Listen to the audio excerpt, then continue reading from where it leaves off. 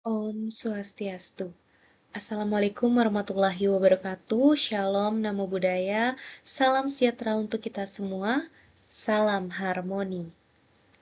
Terima kasih atas kesempatan yang telah diberikan kepada saya. Pada kesempatan kali ini, saya akan mempresentasikan materi mengenai analisis penerapan prinsip Trihitakarana dalam kebijakan pembangunan di Kabupaten Tabanan dan rekonstruksi nilainya dalam kehidupan modern. Sebelumnya, izinkan saya untuk memperkenalkan diri terlebih dahulu. Perkenalkan, saya Putu Ekayanti dengan NIM 252906107. Baik, langsung saja saya akan menjelaskan yang pertama yaitu mengenai pendahuluan. Seperti yang kita ketahui, Trihitakarana merupakan falsafah hidup masyarakat Hindu Bali yang menekankan pada 3 penyebab kebahagiaan dan kesejahteraan. 3 penyebab tersebut adalah hubungan yang harmonis antara manusia dengan Tuhan atau yang disebut dengan parahyangan, hubungan harmonis antara manusia dengan sesama manusia atau pawongan, dan yang terakhir yaitu hubungan harmonis antara manusia dengan alam lingkungannya yang disebut dengan palemahan.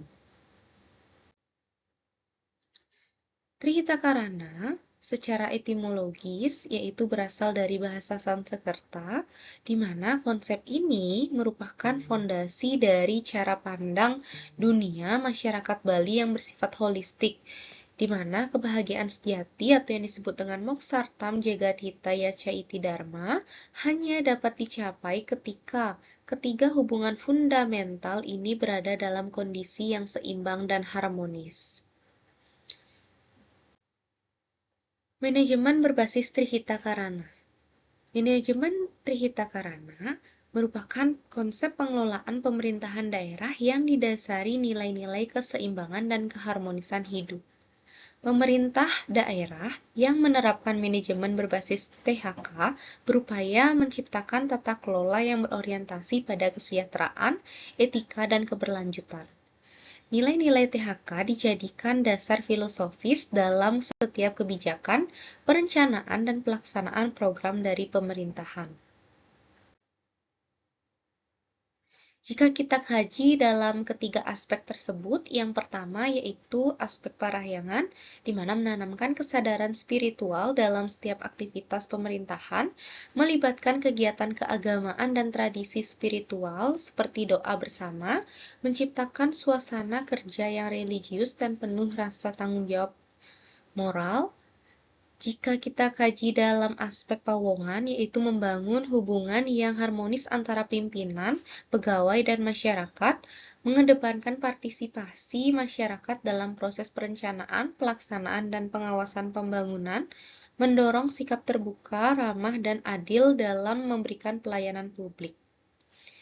Dan yang terakhir kita kaji dalam aspek palemahan di mana memastikan pembangunan daerah berjalan seimbang dengan kelestarian lingkungan, menjadikan pengelolaan sumber daya alam sebagai tanggung jawab moral.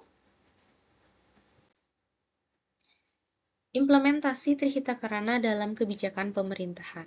Implementasi manajemen berbasis Trihitakarana merupakan wujud nyata penerapan nilai-nilai harmoni dalam sistem penyelenggaraan pemerintahan daerah, di mana implementasi dalam budaya dan tata kelola dari organisasi ini yaitu diinternalisasikan dalam budaya kerja dan perilaku aparatur, diciptakan suasana kerja yang harmonis dan penuh tanggung jawab dan gotong royong. Program pembinaan pegawai meliputi dari spiritualitas dan kepedulian lingkungan. Pemerintah daerah juga menumbuhkan sikap saling menghargai, baik dari pelayanan publik maupun bentuk pengabdiannya.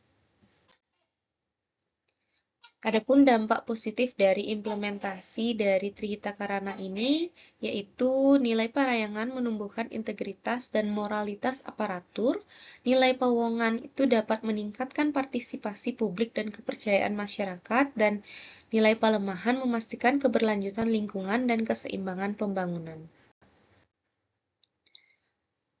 Berikutnya, saya akan menjelaskan mengenai analisis penerapan prinsip Trihitakarana dalam kebijakan pembangunan di daerah Kabupaten Tabanan.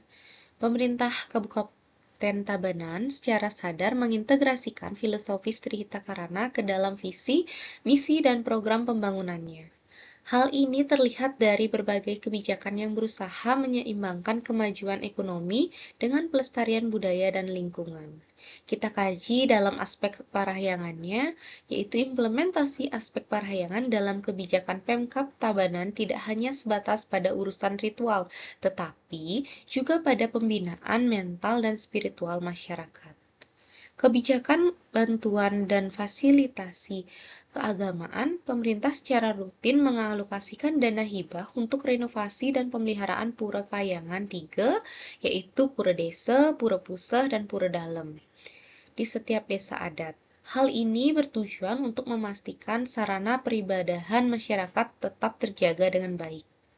Pembinaan spiritual, program ini melalui instansi terkait, pemerintah mendukung kegiatan pasraman seperti pendidikan agama non-formal, festival keagamaan, dan kegiatan Dharma Wacana untuk memperkuat serada dan bakti masyarakat. Selanjutnya kita kaji dalam aspek pawongan, di mana menjadi landasan utama dalam kebijakan sosial kemasyarakatan dan ekonomi kerakyatan di Tabanan. Penguatan peran desa adat, Pemkab Tabanan mengeluarkan peraturan daerah yang memperkuat kedudukan dan fungsi desa adat dalam pembangunan. Desa adat diberikan kewenangan untuk mengatur wilayahnya berdasarkan hukum adat atau awik-gawik yang selaras dengan nilai-nilai komunal. Program ekonomi berbasis komunitas kebijakan diarahkan pada penguatan lembaga ekonomi lokal seperti Lembaga Perkreditan Desa atau LPD dan Koperasi Unit Desa atau KUD yang berlandaskan semangat gotong royong. Pelestarian sistem subak Tabanan sebagai warisan budaya dunia atau UNESCO memiliki kebijakan khusus untuk melindungi organisasi subak ini, di mana pemerintah memberikan insentif atau kebijakan khusus dalam pelaksanaan sistem subak ini. Selanjutnya kita kaji dalam aspek pelemahan. Sebagai lumbung pangan Bali, aspek pelemahan menjadi prioritas utama dalam kebijakan tata ruang dan lingkungan hidup di Tabanan. Perda Rencana Tata Ruang Wilayah RT/RW, kebijakan RT/RW di Kabupaten Tabanan secara tegas menetapkan sebagian dari wilayah kawasan lahan pertanian pangan berkelanjutan yang tidak boleh dialihfungsikan menjadi kawasan pariwisata atau industri secara masif. Ini adalah wujud nyata perlindungan terhadap pelemahan. Program pertanian organik, pemerintah mendorong dan memfasilitasi petani untuk beralih ke sistem pertanian organik untuk mengurangi penggunaan bahan kimia yang dapat merusak tanah dan air, sejalan dengan prinsip menjaga kesucian alam. Pengelolaan sampah berbasis sumber, program pengelolaan sampah dari tingkat desa didorong dengan mengurangi beban tempat pembuangan akhir atau TPA dan menumbuhkan kesadaran masyarakat dan pentingnya kebersihan lingkungan, clean and green. Rekonstruksi nilai-nilai Trihita dalam konteks modern. Trihita dalam manajemen organisasi, sebuah perusahaan atau instansi pemerintah di Tabanan dapat mengadopsi Trihita sebagai etos kerja dan budaya organisasi. Parahyangan, etika dan integritas diterjemahkan sebagai kejujuran, integritas dan menjalankan bisnis atau pelayanan publik dengan niat baik dan etika yang tinggi. Organisasi dapat memulainya dengan doa bersama sebelum bekerja. Kalau pawongan itu kerjasama tim dan kesejahteraan karyawan, diterjemahkan sebagai membangun lingkungan kerja yang suportif, kolaboratif, dan adil.